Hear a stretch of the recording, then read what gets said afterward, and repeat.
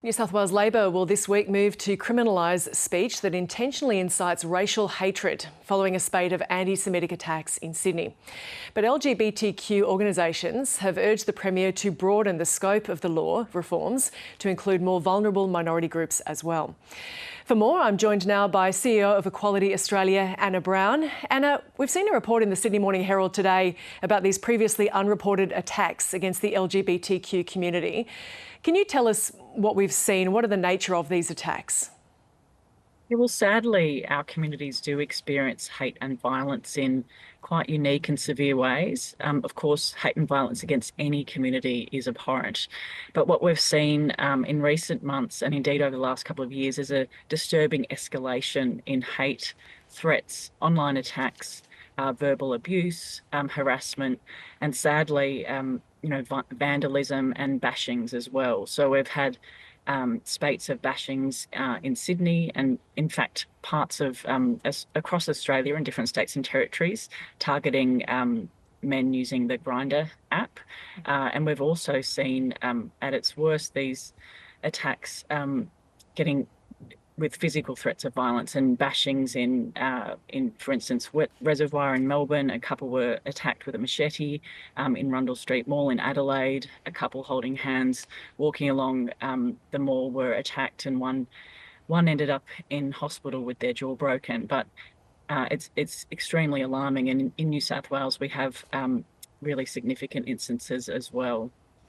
Now, the report points to the fact that many of these attacks have gone unreported. Was Equality Australia aware of these attacks and the nature of them ahead of that article? Well, we work with the community every day, so we do hear reports from members of our communities, and we work with those community members.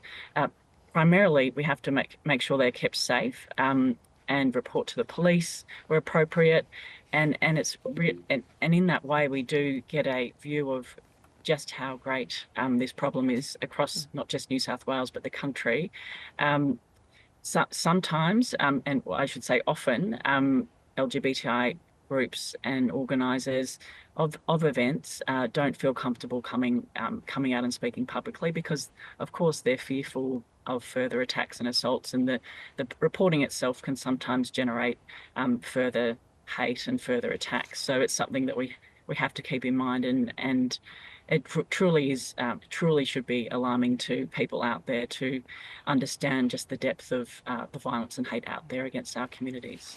And Anna, these attacks, they've prompted calls for Chris Minns not to proceed with hate speech laws being introduced in New South Wales Parliament this week following anti-Semitic attacks.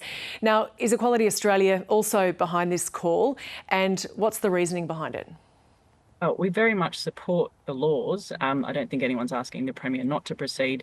It's that they should be amended to include all communities impacted by hate. So hate against any community is abhorrent, and we need to ensure that we don't have an unfortunate hierarchy of protection where one community's rights and interests is protected and then others are not. And that's the law before the Parliament. We expect the law to be proposed this week in a way that protects against racial hatred, when in fact it should protect against all forms of hatred, including against LGBTIQ+ communities.